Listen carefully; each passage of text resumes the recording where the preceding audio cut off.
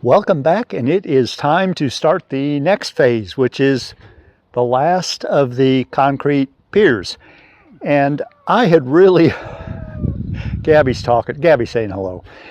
I had really hoped to be able to dig these by hand, but for this nearest one here, the doggone thing, I got down about 6 inches and I hit two rocks. The dead center of the hole were side by side.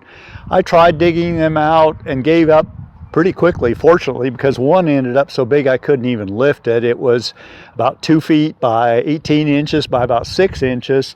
The one beside it was about 2/3 that size, and even after I got those dug out with the tractor, there was another one down there about the size of a bowling ball, so that one never would have been dug by hand.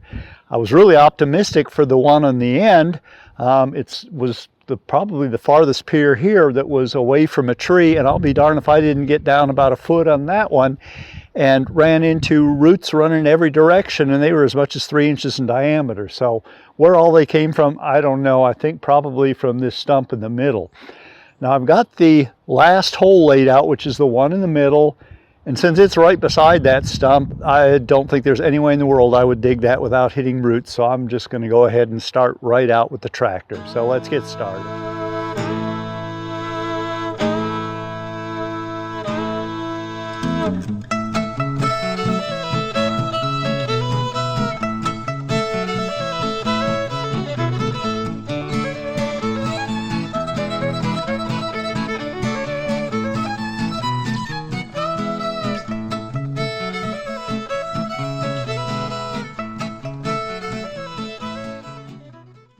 I thought I was recording when I wasn't, so you missed all the fun. This one, from the very first scratch that I made with the tractor here, I pulled up roots, and there were some pretty big ones. So I got them all out. I'm down roughly 2 feet through the topsoil layer, and it's some good hard earth. So I think what I'll do is I'll take a shovel, I'll level that up, stretch a string line again, make sure I'm in the right place. And then I've got to run into town to take care of some errands and to buy some concrete mix so I can get this one poured hopefully yet today.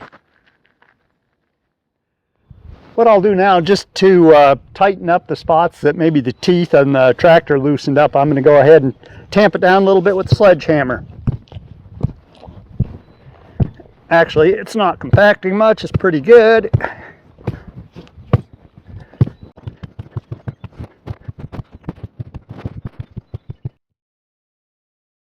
That should do it. Be back late this afternoon. All right, well, from here I'm dug down roughly 20 inches. There'll be 4 inches of road base that cover this whole thing, so overall it'll be about 2 feet deep, and that's well below the frost level here in northwest Arkansas.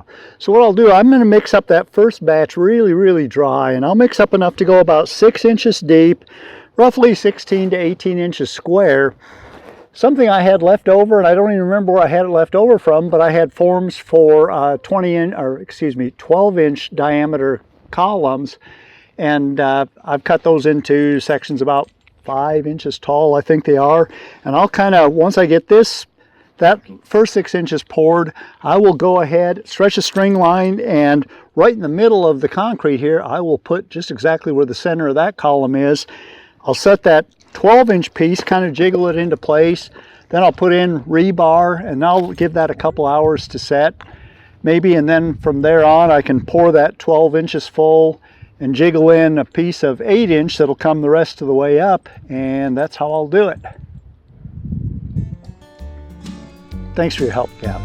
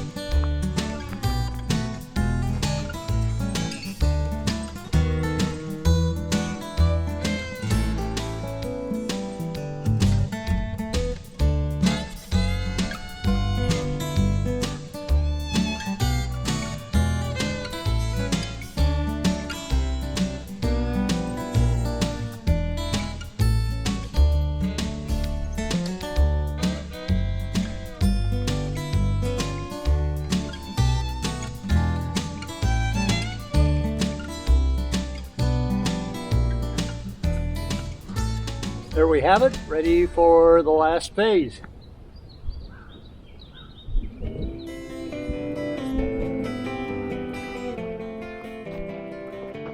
Here we go, filling it the rest of the way.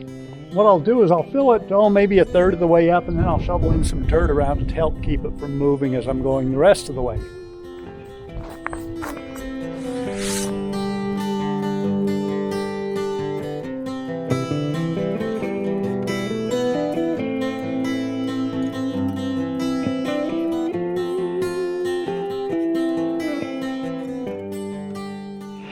Well, it is really quite a beautiful day today. There's not even an awful lot of wind, so I'm pleased with that.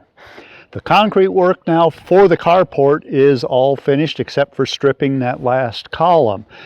There are a couple other minor things that I want to cover in this episode yet before we get into the actual woodworking part, which is really going to be pretty doggone extensive, and I'll explain that later. Anyway, one of the things that I want in this carport is lighting and power. So I need to run power from the building to here, and what I'm going to do is run a plastic conduit up the back side of this post, which should be the most out of the way and less likely to get hit by me if I get a little bit careless with the vehicle. So that's where that's going to go, and I will come into the building back right here, and I'll go in, I'll penetrate just as low as I possibly can on this wall.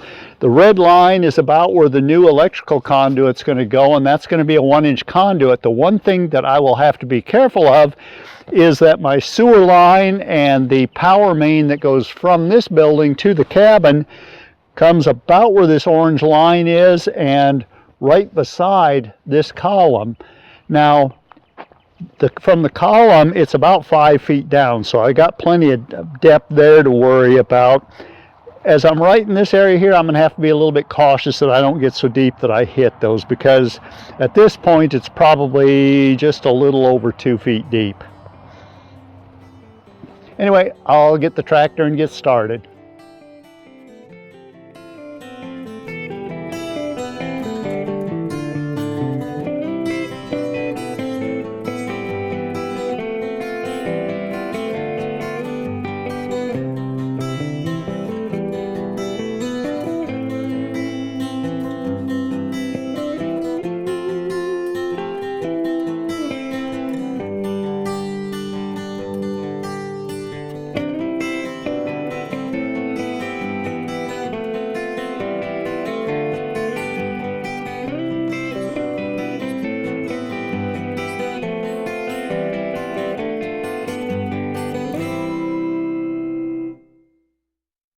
It is all safely dug. I got 2 feet of cover everywhere. I will have once the conduit is in.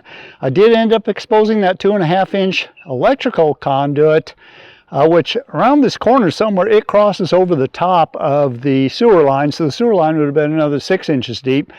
But when I uncovered it, it was with the shovel, so there was no harm done. I'm ready to put in some conduit now. I've got this first 20 feet ready to bed and backfill. I've got everything fitted together up to the point that you can see just down here. And this part, it's going to take more than just fittings. I think I'm going to have to do some heating and bending of pipe in order to make this up the way that I want to be able to make it up. So I'm going to do is, what I'm going to do is to backfill that first probably 10, 12, maybe 15 feet. So I don't have to worry about that other end moving as I'm working on this end. So that's what's next.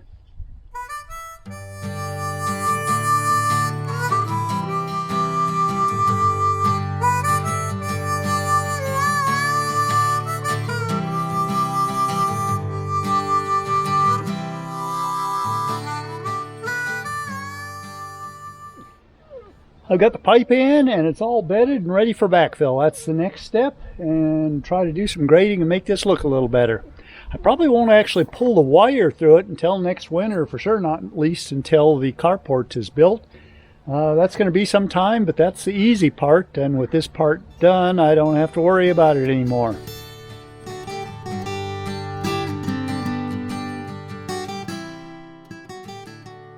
That's it. The pipe is in the ground. It's backfilled. I brought in a load of topsoil and reseeded it and put some wood chips over the top of that. So I think I'll spend the rest of my day putting in road base over the carport area.